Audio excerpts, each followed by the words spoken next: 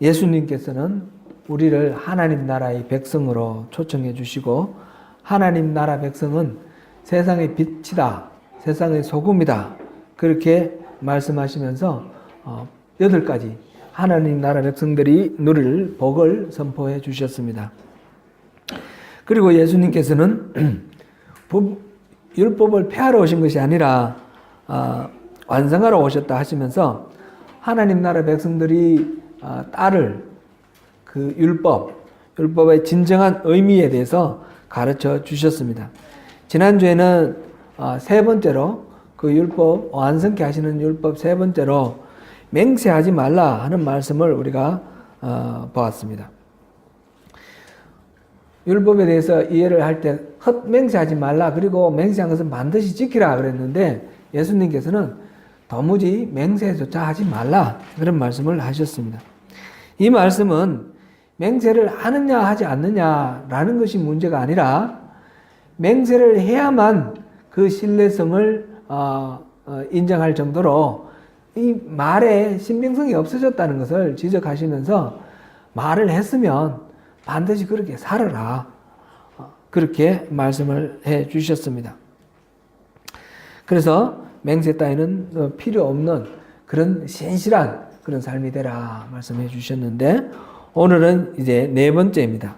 38절 우리 다시 한번 보겠습니다.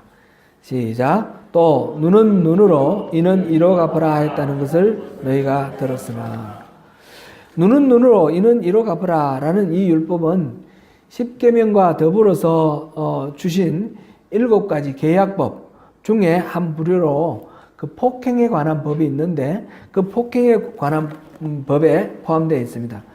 이른바 동해보복법, 영어로는 텔리온이라고 그러는데 우리가 원수 갚는다, 복수한다 이걸 리텔리온 그러는데 텔리온이라는 말이 동해보복법이라는 뜻입니다. 라틴어로는 렉스 탈리오니스 이렇게 말하죠. 해를 받은 만큼 동등한 해를 통해서 보복을 하라 하는 그런 법인데 이 법은 흔히 당한 만큼 보복, 안갚음을 할 수 있는 권리로 이해되고 있습니다. 그러나 사실은 하나님께서 그 반대의 목적으로 이 법을 주셨습니다. 이 법을 주신 목적은 크게 나누면 2가지로 말할 수 있는데 첫째는 안갚음을 할 때는 지나치지 말고 그 당한 피해의 범위 안에서 안갚음하라 라는 그런 뜻입니다. 사람에게는 감정이 있기 때문에 뭔가 누구에겐가 피해를 당하거나 뭐 이렇게 하면 그것을 그만 다 갚아도 속이 풀리지 않는 그런 마음이 있습니다. 그것은 타락한 이후에 인간의 본성으로 자리 잡았습니다. 싸움의 결과 폭행으로 이가 하나 빠졌으면 상대방도 이만 하나 빼버리면 속이 시원한 것이 아니고 아예 이빨을 죄다 뽑아버려야지 속이 좀 풀릴 것 같고 아니면 얼굴을 다 뭉개버려야 될, 죽여버려야 될 그런 마음이 우리에게 있다라는 거죠. 성경에도 이런 보복의 사례들이 많이 나옵니다. 대표적으로 한 2가지만 보면 야곱이 그 외삼촌 집에 가서 있다가 그 다음에 이제 다시 돌아오죠. 돌아올 때에 그 세겜이라는 곳에서 그곳에서 자리를 잡아서 그 지역 사람들하고 평화롭게 살기 위해서 그 세겜 그 추장 하몰에게 땅을 사서 그곳에 텐트를 짓고 이렇게 평화롭게 이렇게 살기를 꾀합니다. 그런데 이 세겜의 그 추장 하몰의 아들, 그 아들 이름도 세겜인데 그 세겜이 이 그 동네 구경 나온 야곱의 딸 디나를 보고 욕심이 생겨서 성폭행을 합니다. 이 성폭행 당한 이 소식을 들은 이 야곱의 자녀들이 모여서 보복을 꾀하는데 이 세겜은 디나를 겁탈하고 난 뒤에 이 디나하고 결혼하고 싶은 거예요. 그래서 결혼하게 해달라고 허락을 요청을 했는데 이 야곱의 아들들이 이 성읍에 사는 모든 남자들이 다 할례를 받으면 그러면 결혼을 허락하겠다. 이렇게 말해놓고 그 성읍의 사람들이 전부 할례를 받았을 때에 그 할례를 받고 아직 불편해서 움직이지 못할 때에 시몬과 레위가 들어가서 그 성읍 사람들을 다 죽여버렸습니다. 그리고 다른 형제들은 그곳에 가서 노략질을 하고, 이 디나가 성폭행 당한 것하고 그 성읍 사람 다 생명을 빼앗아 버리는 거하고 이게 동등한 가치가 아니지 않습니까? 이렇게 보복을 하고자 하는 그런 마음이 우리 인간들의 속성에 있다라는 거죠. 모세가 궁중에서 살아 장성을 하였을 때, 나이 40이 되었을 때 자기의 동족 히브리 사람들의 사는 모습을 보러 갔다가 애굽 사람이 히브리 사람을 괴롭히는 걸 보고 그 애굽 사람을 쳐서 죽여버렸습니다. 그 애굽 사람은 히브리 사람을 죽인 게 아니고 괴롭힌 건데, 이거는 분을 발해서 그 애굽 사람을 죽여서 모래에 묻었습니다. 이렇게 그냥 단순히 피해를 당한 만큼이 아니라 그것하고 비교할 수 없을 만큼 보복을 해야만 속이 시원한 그런 것이 우리의 본능이라는 거죠. 우리 자신들은 어떻습니까? 우리 눈에 넣어도 아프지 않을 우리 자녀들을 키우면서 자녀가 부모를 속썩일 때가 있습니다. 화나게 할 때가 있습니다. 화나게 하면 그때에 화나게 한 그것만큼은 화를 냅니까? 아니면 그동안에 쌓였던 거 전부 다 보태가지고 화를 마구 많이 내어버립니까? 우리들도 마찬가지로 그만큼만 화내는 것이 아니라 훨씬 더 많이 아이들 입장에서 부당하게 이해가 안 될 만큼 그렇게 화를 내고 꾸지람을 하고 분풀이를 하는 그런 경우들을 우리가 경험합니다. 이처럼 안갚음을 할 때는 당한 만큼 하는 것이 아니라 그보다 훨씬 더 많이 안갚음을 하고 싶어 합니다. 하나님께서 이 법을 주신 것은 이 가해자조차도 그 가해자가 그 가해한 만큼 피해를 입힌 만큼만 보복을 당하고 그 이상 당하지 않도록 보호하고자 하는 그런 하나님의 마음이 있습니다. 그래서 이 법은 바로 하나님의 자비, 하나님의 인자가 담긴 법이다. 이렇게 볼 수 있습니다. 그래서 이 폭행에 관한 법 시작할 때에 이게 출애굽기 21장 12절부터 나오는데 그 12절 사람을 죽인 자는 반드시 죽여라. 그렇고 난 뒤에 그 다음에 도피성에 대한 이야기가 나옵니다. 이게 고의로 죽이지 아니하고 실수로 의도하지 않게 죽었을 때는 그럴 경우에는 살려주라. 이게 도피성을 6군데 정했지 않습니까? 그렇게 해서 살려주는 그런 제도를 허락하셨습니다. 이렇게 하나님께서는 과실을 범했을지라도 과실을 범한 만큼 그만큼 벌을 받고 그 이상 부당하게 지나치게 벌을 받지 않도록 하는 그 목적으로 동해보복법이라는 이 법을 주신 것입니다. 두 번째로 이 법을 주신 목적은 안갚음을 하더라도 개인적인 감정 풀이로 해서는 안 되며 공동체의 공정한 절차에 따라서 그렇게 공동체의 법 집행의 일환으로 그 징계를 하라라는 것입니다.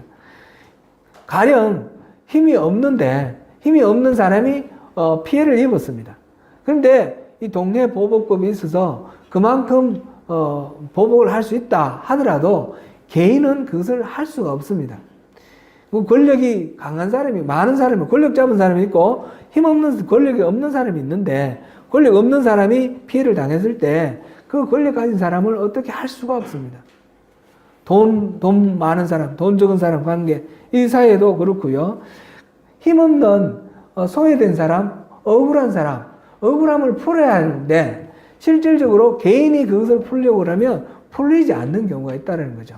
그래서 이거는 공동체가 법으로 만들어서 이게 지위의 고하나 신분, 차이 이런 걸 떠나서 재산이 많고 적고 이런 거 다 떠나서 공정하게 누가 피해를 입었으면 그 피해를 입은 만큼 보복을 할 수 있도록 제도적으로 보장을 해주라 그런 것이죠.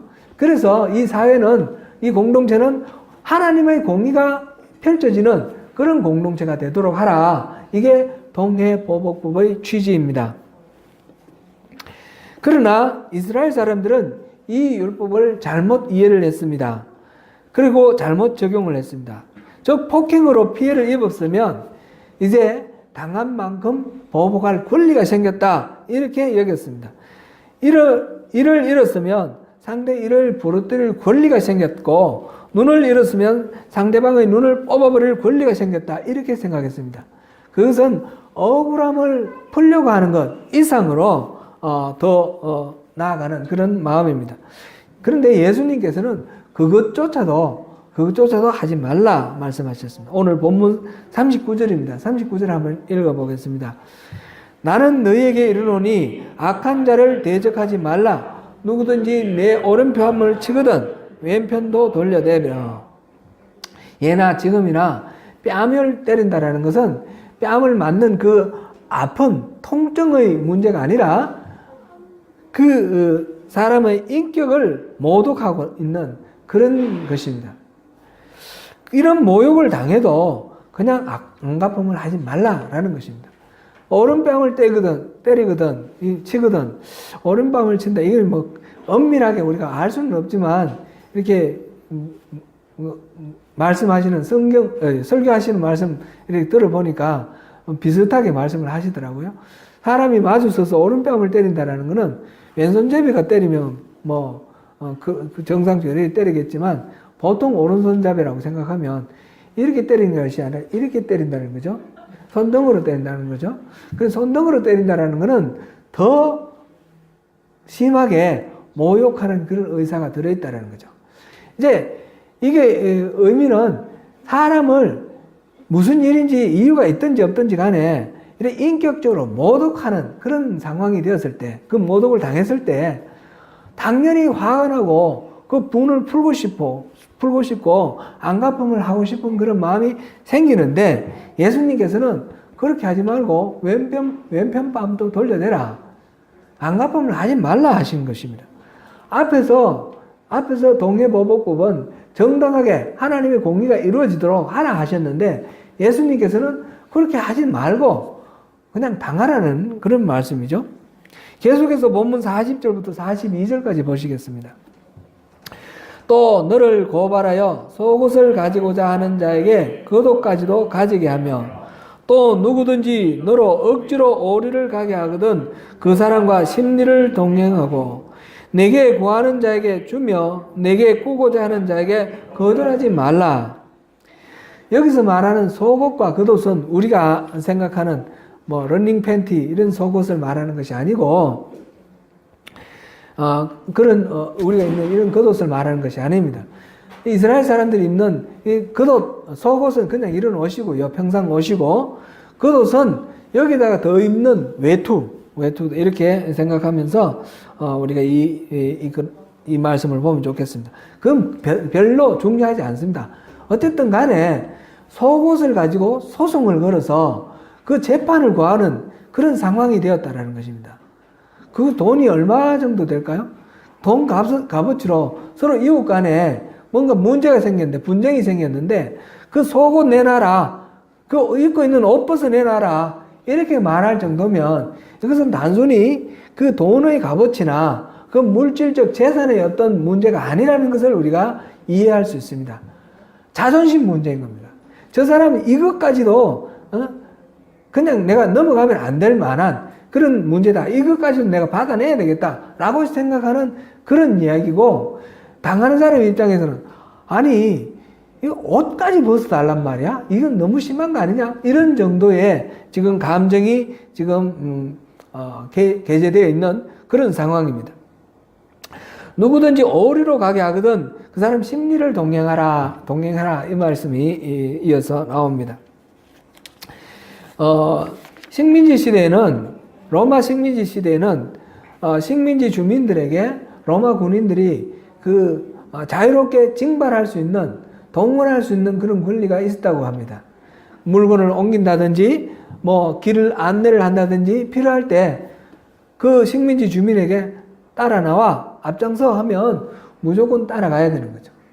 그렇게 따라가는데, 그런데 이 사람도 식민지 사람이라도 살아야 되잖아요.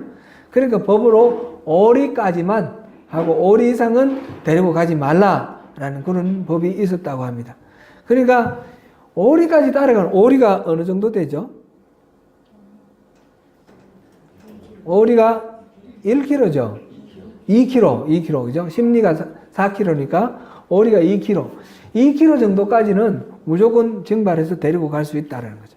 근데 그 정도 갔다가 오는 정도, 그러니까 1시간, 왕복 1시간 정도의 거리까지는 동원할 수 있다라는 겁니다. 근데 여기서 지금 본문의 말씀은 지금 로마 군인이 하는 얘기가 아니죠.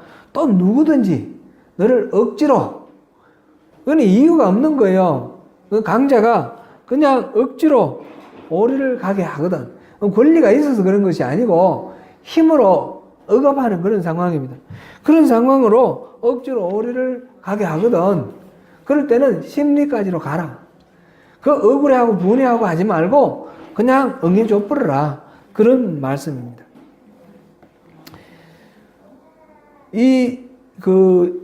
예수님께서 채찍으로 맞은 몸으로 십자가를 지고 갈 수 없어서 골고다 언덕 갈 때에 그 구레네 시몬이라는 사람에게 십자가를 억지로 지우는 그런 상황이 바로 이 식민지 법에 따른 그런 사례다. 이렇게 설명을 하고 있습니다.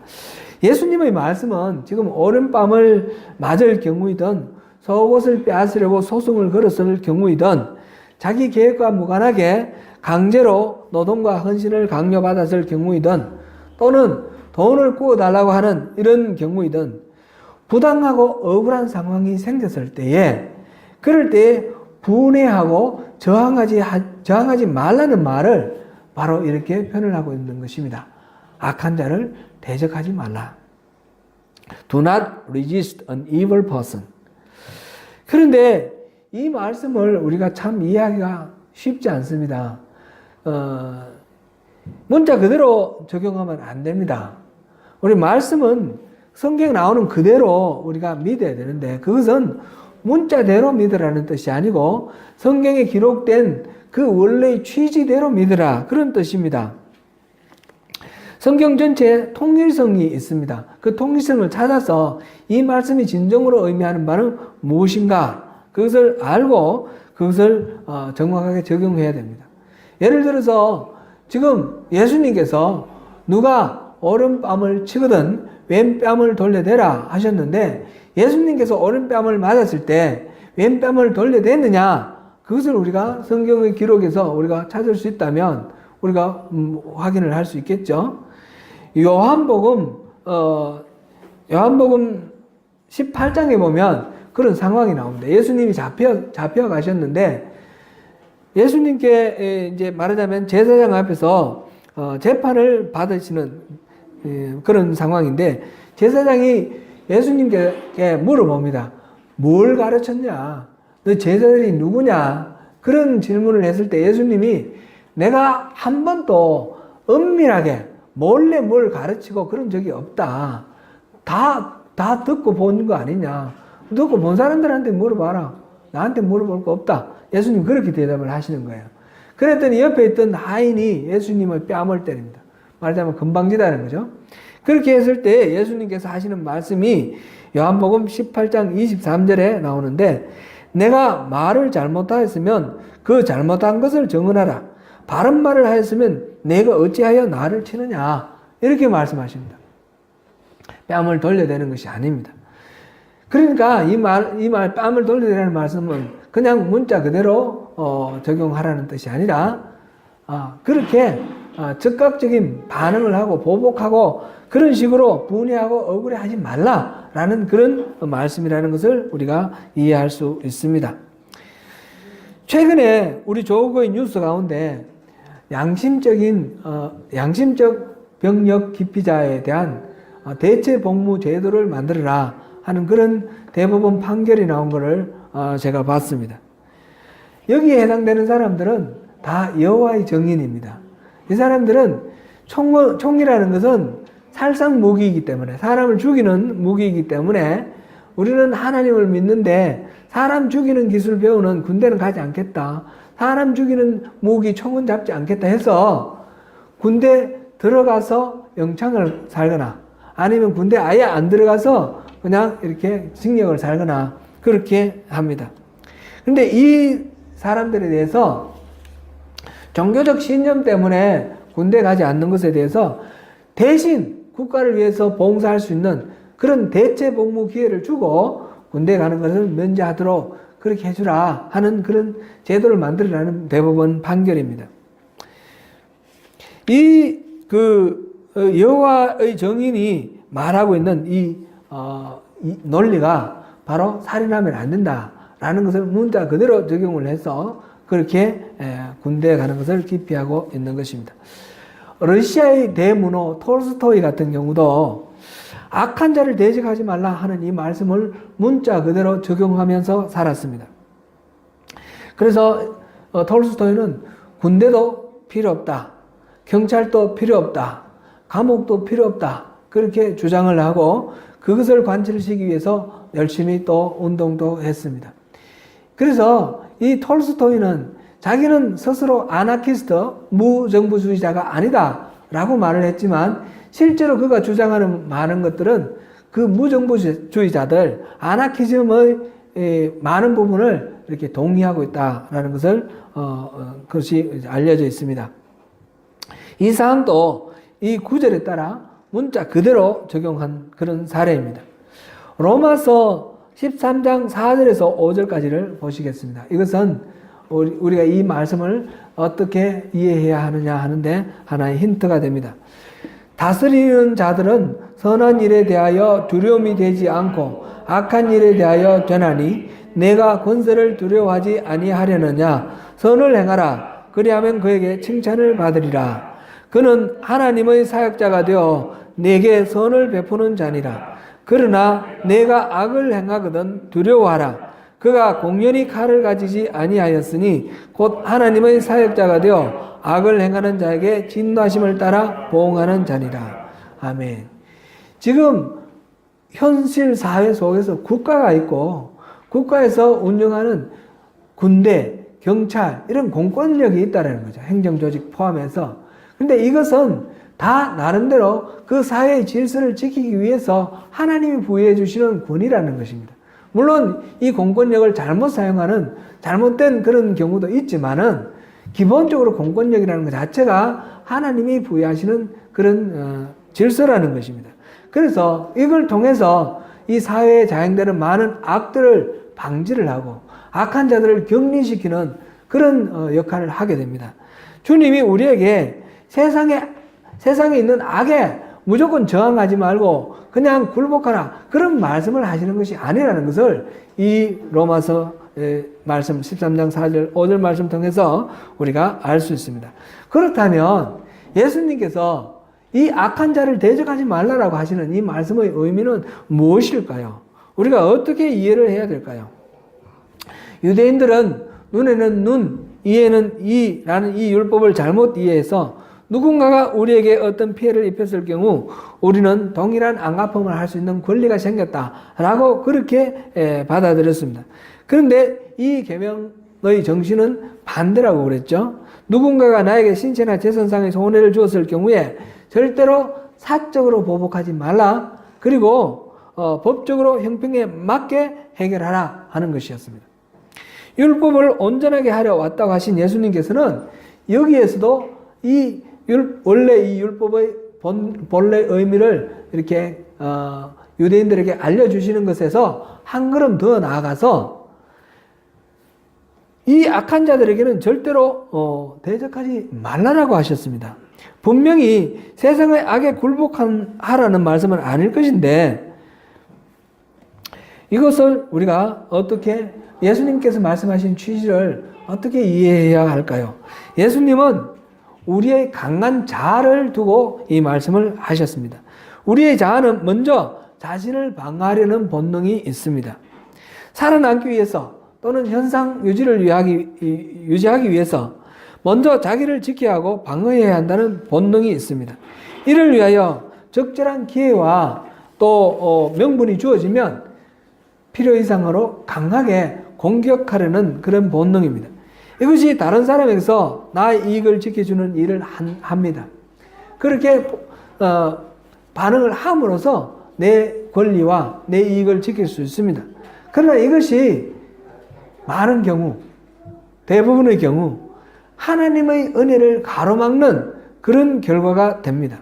우리가 여러 차례 살펴봤듯이 우리의 바른 신앙의 가장 큰 장애물은 다름 아니라 우리를 지키고자 하는, 자존심을 지키고자 하는 그런 태도에서 나옵니다. 열왕기하 5장에서 아람 왕의 군대 장관 나아만의 이야기가 나옵니다. 아람은 오늘날 시리아에 해당되는데, 시리아의 그 국방부 장관이 참모총장 뭐 이 정도 되겠죠. 그런데 이 나아만이 나병, 오늘날 우리 한센시병이라고 부르죠. 한센시병에 걸렸습니다. 이 병에 걸리면 정상적인 사회생활을 할 수가 없습니다. 군대 장관의 그 자리도 역할을 수행할 수가 없게 되고 그냥 격리되어서 외롭게 그렇게 살아야 됩니다. 이 병이 났는데 걱정이 태산 같습니다. 그럴 때에 그 집에 있던 여종이 있는데, 이 여종은 나아만이 전쟁에 나가서 이스라엘에서 포로로 잡아온 전쟁 포로 중에 한 사람입니다. 그런데 이 여종이 사마리아에 가면 하나님의 사람 엘리사라는 사람이 있는데, 그 사람에게 가면 주인의 그 병이 낫습니다 말해주는 거예요. 그래서 이 나아만이 왕에게 허락을 받아서 군대를 이끌고 많은 예물을 갖추고 이스라엘 왕을 찾아갑니다. 찾아가서 내 병을 낫게 해주세요. 이스라엘 왕은 이 병을 낫게 해달라 그러니까 깜짝 놀라가지고 이게 무슨 꽁꽁이 속이 있고 우리를 침략할 무슨 명분 쌓으려고 한다 싶어서 화가 나서 옷을 찢습니다. 이 소식을 들은 엘리사가 저에게 보내세요. 이렇게 이제 말을 하는 거죠. 그래서 나아만이 그 군대를 이끌고 예물을 들고 엘리사를 찾아갔는데, 엘리사가 나와보지도 않고 그 사환을 보내가지고, 사환 게하시를 보내가지고 요단강에 가서 7번 몸을 씻으라 그렇게 말하죠. 나아만이 그 말을 듣고 화가 나서, 아니 금방지게 내가 이 시리아의 군대 장관인데 내가 이렇게 군대를 이끌고 예물을 갖추고 왔는데 나와보지도 않고 이렇게 나를 막대하나? 그래서 화가 나서 그냥 돌아가려고 합니다. 아마 돌아가서 정식으로 전쟁을 준비를 해서 와서 그냥 썰어버리겠다 이런 마음을 가졌는지도 모르겠습니다. 그래서 돌아가려고 할 때 부하들이 말립니다. 장군님, 지금 이것보다 더 어려운 일 시켜도 안 하겠습니까? 그런데 이 정도 일 뭐 하라 그러면 얼마든지 할 수 있지 않겠습니까? 그 말 듣고 나아만이 요단강에 내려가서 7번 몸을 씻었더니 몸이 깨끗이 나아서, 그리고 어린아이들 피부처럼 부드럽게 되었다 하는 그런 이야기입니다. 이 이야기를 통해서 성경에서 우리에게 주시는 하나님의 말씀의 의미는 무엇입니까? 본질을 붙들어야 되는데 허탄한 것들, 부수적인 것, 지엽적인 것들, 그것 때문에 본질을 놓쳐버리는 그런 경우가 많다는 거죠. 그 이유가 뭡니까? 자존심 때문입니다. 나아만은 지금 병 고침 받기 위해서, 한센시병, 이 병 고침 받기 위해서 왔는데 자기를 장군으로 대접해 주지 않는다고, 예우해 주지 않는다고, 그래서 화가 나서 돌아가려고 했습니다. 그런데 이 성경에서 한 말은 병 고치려고 왔으면 병 고치는 데만 집중하라는 거죠. 자기 자존심 그런 거 내세우지 말라는 거죠. 이렇게 우리도 자존심 때문에 본질을 잃어버리고 하나님의 은혜를 놓쳐버리는 경우가 많이 있습니다. 또 내가 나를 지키기 위해서 악한 자를 대적하다가 보면 나도 그 악한 자를 이기기 위해서 악한 수단을 동원을 하게 되고 내 자신이 악해지는, 그래서 악한 자보다 더 강하게 악해져야지 악을 물리치는 그런 경우들을 우리가 경험합니다. 그래서 우리 자신의 죄의 본성이 우리를 앞대서 우리를 하나님께로 나아가는 길을 가로막는 그런 장애물이 됩니다. 또 하나님은 이미 우리를 사랑하셔서 우리를 보호하고 계십니다. 우리가 이제 흔히 그런 간증을 듣기도 합니다. 사고가 나서 차가 완전 폐차되고 뭐 다 죽을 만한 그런 상황인데 내 몸은 하나도 다치지 않고 깨끗하게 뭐 이렇게 안전하게 그 사고에서 위기를 넘겼다. 또는 좀 팔만 부러졌다라든지 이런 식으로 우리가 간증을 하는데, 우리 매일매일 상황 속에 잠시만 우리가 방심을 하면 그냥 죽을 만한 그런 사고들이 얼마나 많이 있을 법합니까? 그런데 우리가 그 사고를 겪지 않고 안전하게 있는 것 자체가 사실은 하나님이 보호해 주신 결과입니다. 요즘 제가 이제 운전을 많이 하는데 운전을 하면서 깜짝깜짝 놀랄 때가 있습니다. 아무리 조심을 하더라도 순간적으로 그 방심을 하고 어떤 큰 사고를 낼 뻔한 그런 경우들이 몇 번 있었습니다. 근데 하나님이 보호해 주셨어요. 하나님 보호해 주셔서 사고가 나지 그런 끔찍한 스스로 자각하는 그런 상황 아니더라도 우리가 편안하게 다니는 그 모든 순간 하나님이 지켜주시고 보호해 주셔서 우리가 안전합니다. 이것을 우리가 믿어야 되는 것입니다. 하나님은 옳고 그런 것보다도 주님과의 관계를 더 중요하시며 하나님은 언제나 우리를 지켜주시고 보호해 주시기를 원하십니다.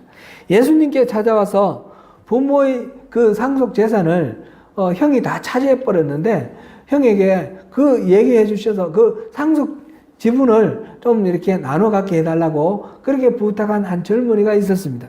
예수님께서는 그 말씀을 듣고 그 부당한 형에 대해서 왈가왈부하고 또는 꾸짖고 이렇게 하지 않았습니다. 예수님은 내가 재판장이냐? 내가 재판하러 이 땅에 왔냐? 그렇게 말씀을 하셨습니다. 그러면서 도리어 탐심을 물리치라 라고 말씀하셨습니다. 예수님께서는 이 땅이 하나님의 공의로 그렇게 회복되기를 원하십니다. 바라십니다. 그러나 예수님이 오신 이유는 이 땅에 공의를 실현하기 위해서 정치적으로 사회적으로 뭔가 일을 하기 위해서 오신 것은 아닙니다. 그것은 부차적인 그런 결과로 따르는 효과가 될 것입니다. 그래서 예수님께서는 원수 갚는 것은 하나님께 맡기라고 하십니다. 우리는 하나님으로 채워지면 됩니다. 우리 안에 주님이 거하시고 주님 안에 우리가 거하면 그러면 우리가 어떤 삶을 살게 되겠습니까? 주님이 좋아하시는 것을 우리도 좋아하게 되고 주님이 싫어하시는 것을 우리도 싫어하게 돼서 주님과 우리가 온전히 하나가 될 것입니다. 그러면 내 힘, 내 능력, 나의 공로가 아니라 바로 나와 함께 하나가 되신 그 주님의 능력과 은혜와 그 공로로 우리가 죄와 싸워 이길 수 있게 되는 것입니다. 직접 원수 갚았던 야곱의 아들 시므온과 레위는 아버지 야곱에게 늘 근심거리가 되었고 야곱이 죽을 때에 그 축복의 유언을 하는데 이 시므온과 레위에게는 축복이 아니라 저주의 유언을 합니다. 직접 원수 갚고 재판장이 되려고 했던 모세는 궁중생활에서 쫓겨나 40년을 미디안 광야에서 양치는 목동으로 삽니다. 그래서 모세는 더 이상 자기 스스로 재판장이 되려고 하지 않고 재판장의 자리를 항상 하나님께 내어드렸습니다. 그래서 이스라엘 백성들이 40년 광야를 헤매면서 끊임없이 모세에게 대들고 대적하고 원망하고 이 반항을 했지만 모세가 직접 그들과 맞서 싸우지 않았습니다. 오히려 그들을 위해서 기도해 주었고 중보했습니다. 우리는 우리 자신을 책임질 수 없습니다. 우리 자아보다 더 큰 무엇이 필요합니다. 그것이 바로 다름 아닌 하나님의 은혜입니다. 그리고 십자가의 복음입니다. 자아를 내려놓아야 합니다. 그래서 예수님께서 우리에게 악한 자를 대적하지 말라라고 말씀을 하신 것입니다. 우리가 내려놓을 걸 내려놓아야지 주님께서 온전히 우리를 사로잡으시고 우리를 다스릴 수 있습니다. 중국에서 원숭이를 잡는 사냥꾼들의 이야기를 제가 어디 글에서 본 적이 있습니다.